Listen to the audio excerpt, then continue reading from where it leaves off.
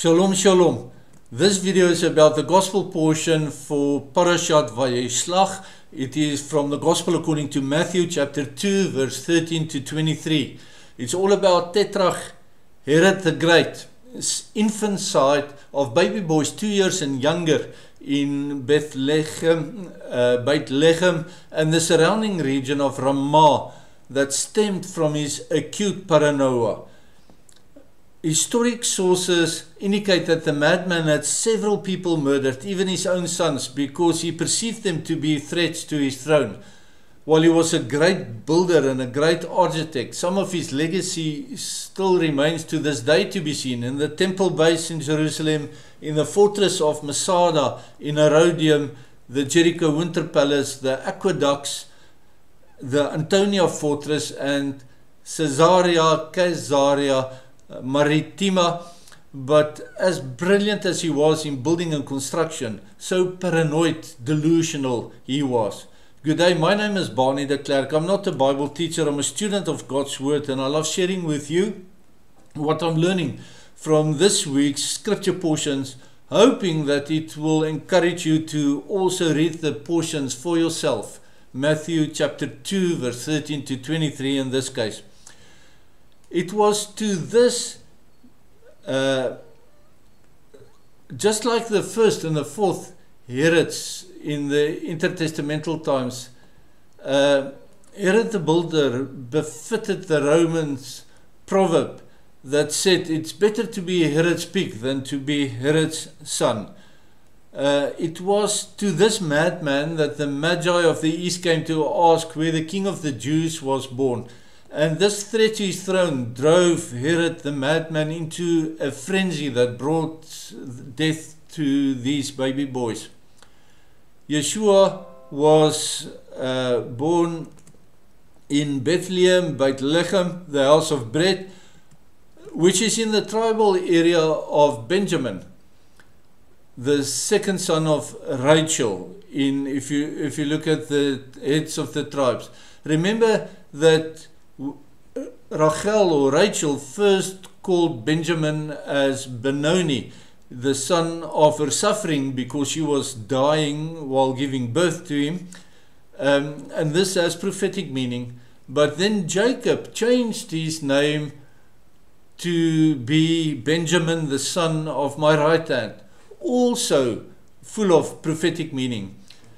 Both Rachel and Jacob's prophecies were fulfilled in Yeshua, the Messiah, because Yeshua first came as the suffering servant to die, so fulfilling Rachel's prophecy of Benoni, but he will return still in the future as the King of Kings, fulfilling the prophecy of Jacob in the name of Benjamin as the right hand of God. Herod's infanticide forms part of a repeating prophetic pattern. It started with Nimrod, and this is in extra biblical books in the Apocrypha. Herod received Nimrod when he built the Tower of Babel. He received the prophecy that a baby born in the house of Sarah will see to Nimrod's end. Now, when Abram was born, Nimrod sent soldiers to fetch the baby so that he could kill the baby.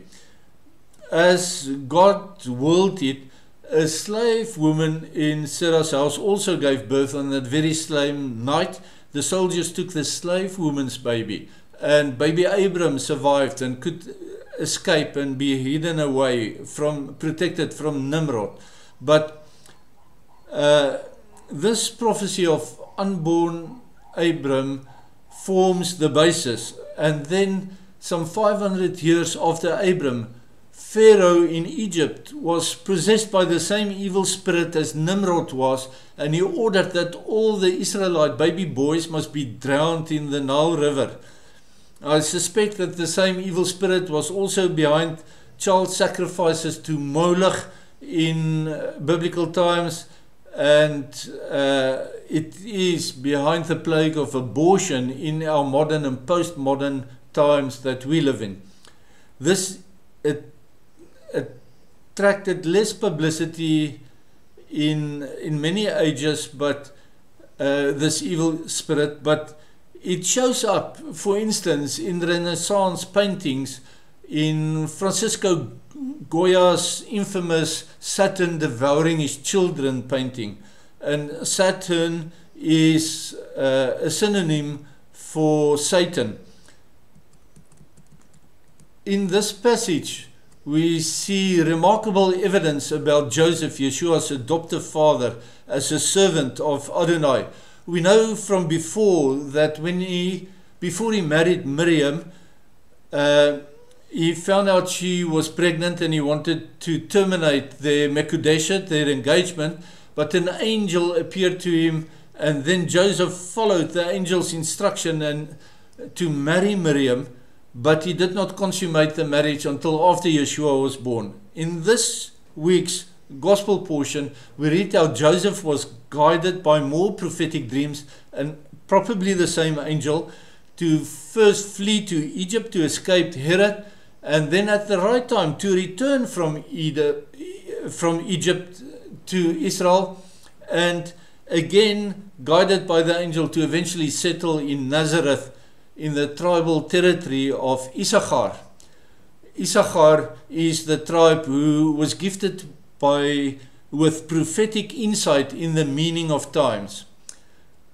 So this Joseph, the earthly father, adopted father of Yeshua, was a remarkable believer, as we can deduct from these 4 angelic encounters that he had, each time angels responding to his prayers, and each time Joseph followed the angel's advice. In his so-called first coming, Yeshua was the Messiah ben Yosef, the suffering servant, Messiah, the son of Joseph, not only in his suffering as Joseph in Egypt, before Joseph was restored to rule as second in charge over the whole known world, but also as the obedient Joseph, his adopted earthly father. He was the son of Joseph on both accounts.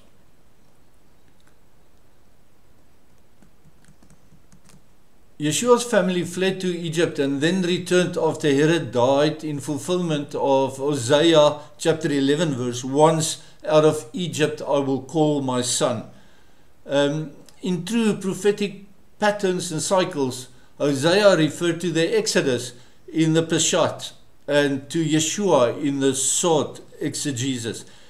Yes, Israel is also the son of God, and for us Gentiles, we are grafted onto the tree of Abraham to become adopted sons and daughters in Adonai's family as well. We will never replace the natural children, but under Torah law, and this is retained in modern family law, adopted children, we acquire the same right as natural children.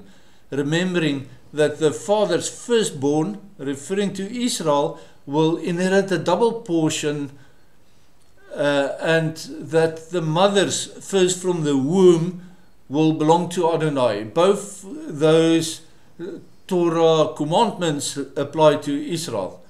The mother's first from her womb either has to be redeemed from Adonai or will be sacrificed if not redeemed. In this regard, the word Holocaust means burnt offering. So people who stood under Christian banners through the past 2,000 years have repeatedly sacrificed Jews in greater and smaller holocausts. When I reflect on that, I just pray that God will have mercy on us, Gentiles, for what we've done to his chosen people. Joseph's flight with his precious family to Egypt and return is a parallel to Jacob's flight and return in this week's Torah portion. And that's the link between the gospel portion and the Torah portion.